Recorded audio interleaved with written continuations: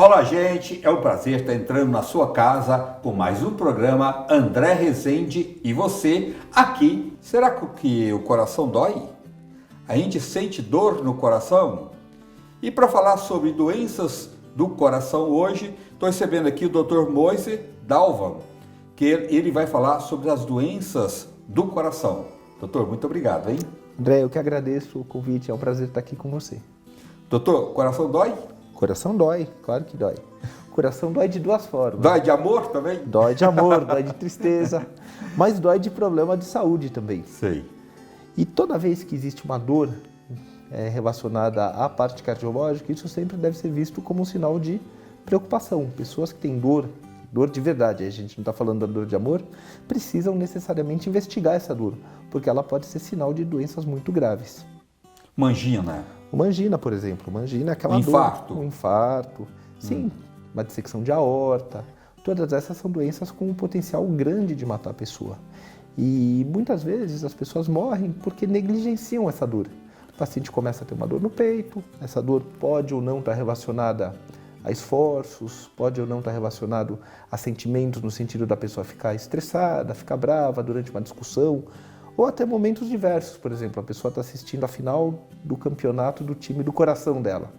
Ela se emociona com aquilo. E ela pode realmente ter um quadro de dor do lado esquerdo do peito. Às vezes essa dor pode irradiar para o braço esquerdo. Ela pode ser associada à falta de ar, a náuseas, a vômitos, a palidez, a uma sensação de morte. Quando a pessoa começa a ficar pálida e desce para o braço, é mais preocupante, doutor? Sim, mas veja, de verdade, essa dor é o que a gente chama de dor típica, é uma dor forte do lado esquerdo, que irradia para o braço esquerdo e que em geral está associada a isso aí, a palidez, a eventualmente ânsia de vômito, sempre isso é uma coisa que preocupa. E a pessoa que sente isso deve imediatamente procurar o sistema de saúde, porque de fato ela pode estar infartando. Tá, uma pessoa que está passando por isso, está em casa, lógico, até chegar ao hospital, tem alguma o pessoal em casa pode fazer alguma coisa para melhorar até chegar ao socorro? Na verdade, o melhor que uma pessoa pode fazer frente a um paciente que tem dor torácica é encaminhar esse paciente imediatamente para o serviço de saúde, para o pronto-socorro. Nem esperar, põe no carro e leva. Põe no carro e leva. Porque muita gente acaba falecendo por causa disso. Tem uma dor, tem um mal-estar. Ah, puxa, eu vou esperar um pouquinho, eu vou descansar. É gases. É gases. E eu mesmo tive uma experiência muito interessante com isso. Eu tenho um amigo muito próximo. Esse amigo próximo mora no Rio de Janeiro. Esse amigo tinha me convidado para a festa de aniversário do filho dele. E, bom, ir para o Rio de carro, era uma semana que eu estava muito ocupado. Eu falei para minha esposa, a gente não vai dessa vez. Sábado de manhã eu acordei, falei para ela, a gente vai para o Rio agora. Como assim? Não preparei e tal. Bom, fomos. Eu estava chegando no Rio, eu telefonei para ele e falei, olha, daqui a pouco eu estou aí na sua casa. Você pode descer para me ajudar com a bagagem? Ah, posso. Uma hora e meia depois eu cheguei, liguei para ele, a esposa dele desceu. Eu perguntei, uai, meu amigo? Então, ele está lá em cima, ele não está bem, ele está com uma coisa esquisita no peito. Aquilo já acendeu um sinal de alarme. Falar para o cardiologista isso, né? André, foi impressionante. Eu cheguei lá, o homem estava infartando de verdade. Eu vi aquilo, olhei para ele. Bom, obviamente coloquei ele no carro, levei ele imediatamente para o pronto-socorro. De fato, ele estava infartando. Ficou internado, ficou na UTI. Colocou 2 stents. Hoje, graças a Deus, ele está bem. Mas ele falou, olha, eu estava com essa dor e se você não tivesse vindo, realmente eu ia ficar aqui esperando. E muita gente acaba morrendo assim. E o pior pode acontecer. Sim, e acontece. Né? Acontece, é verdade. Então fica a dica, assim.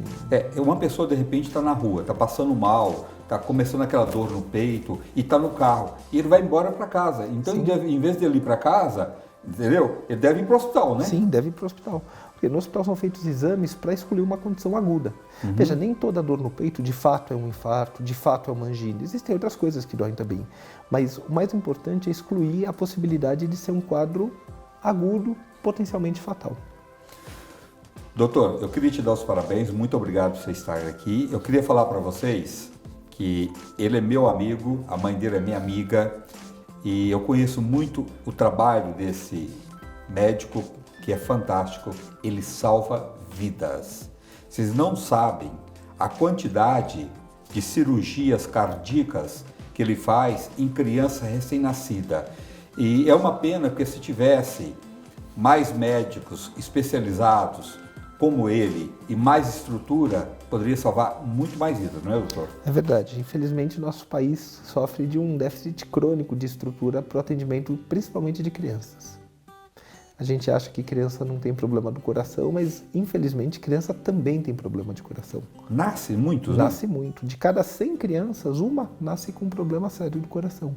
É bastante. Bastante, né? E essa que nasce, ela tem que ser operada imediato. Depende, André, porque dentre os problemas de coração existem aqueles que são gravíssimos e, de fato, muitas vezes você tem que operar assim, logo após o parto, mas existem aqueles que não são tão graves e vão dar repercussão mais tarde.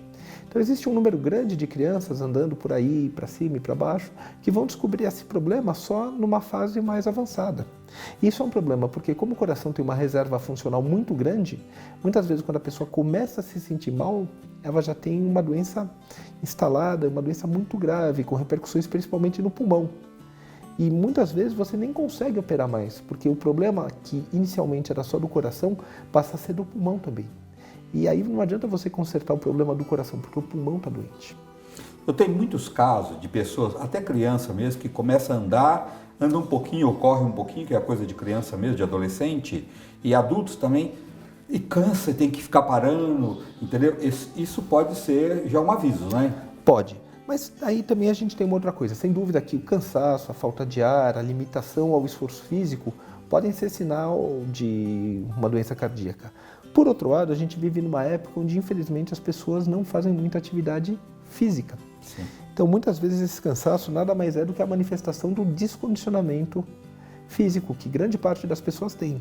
E hoje é uma época que, mesmo as crianças que antigamente brincavam na rua, faziam uma atividade física mais intensa... Subia na árvore, jogava bola. Isso. Hoje em dia, o pessoal fica, celular, videogame, televisão, internet... ou seja, são atividades que fazem com que as crianças não se movimentem. Resultado, muitas crianças descondicionadas. Doutor, eu tenho uma pergunta aqui do senhor Sérgio Lima, da Praia Grande, São Paulo. O que é bom para o coração? Uva. Na verdade, uva é uma delas. Uva é bom, é uma coisa boa, mas o bom para o coração é levar uma vida com hábitos saudáveis. Isso inclui tanto a questão da alimentação, ou seja, não existe, na verdade, nenhum alimento que seja proibido, mas os alimentos que sabidamente fazem mal devem ser consumidos com moderação. E a pessoa deve privilegiar uma alimentação baseada em produtos naturais, em produtos não industrializados, em vegetais, em consumo de fibras. Então, descascar mais né? E usar menos alimentos com rótulos. Com rótulos, exatamente isso, André, exatamente isso. Quanto mais processado o alimento, pior. Então, a alimentação saudável é um dos pilares, o outro pilar é o da atividade física moderada. E aqui eu faço uma ressalva. A atividade física, para ela ser benéfica, ela tem que ser moderada e contínua. Ou seja, não adianta a pessoa ir para a academia e se matar na academia e ficar lá uma semana, não adianta nada. A atividade física ela deve ser moderada e contínua para que ela produza benefícios. Pelo resto da vida, né? Pelo resto da vida. Nem que seja uma caminhada todo dia. Na verdade, o melhor exercício para o coração é a caminhada. É a caminhada. Sem dúvida nenhuma. 1 hora por dia, doutor? Na verdade, 1 hora por dia seria o ideal, mas não é todo mundo que consegue, pelas pressões da vida moderna. Existe um jeito mais tranquilo, na verdade. A pessoa precisa colocar atividade física no seu dia a dia, por exemplo. E aqui, claro, estou falando de uma pessoa saudável, que não tenha nenhuma contraindicação. A pessoa chega num prédio, precisa subir 1 ou 2 andares. Melhor subir de escada. Sempre tem ganho. Sempre tem ganho. Exercício nunca é demais. Nunca é demais, sim. Doutor, eu quero que você volte mais vezes. Olha, nosso tempo aqui é tão curto, mas tem tanta pergunta aqui, gente, do Brasil todo. Mas se você quiser marcar uma consulta com o doutor, você pode ligar para São Paulo, 011 94608 7576. Ele é um cirurgião cardíaco maravilhoso. Tá? Se você está em qualquer lugar do Brasil que você está aí passando, precisando de uma cirurgia cardíaca e está inseguro, procura uma avaliação com o Dr. Moiser, que eu tenho certeza que vai te orientar da melhor forma possível. 011 94608 7576. Você tem alguma rede social? Tenho, a gente tem o Facebook, chama cirurgia cardíaca não, na verdade chama cardiologia Moisés-Dalva. Pois é, gente, também você pode entrar em contato com ele pelo www.cirurgiacardíacamd.com.br. Nós vamos para o intervalo e voltamos já já com muito mais para vocês.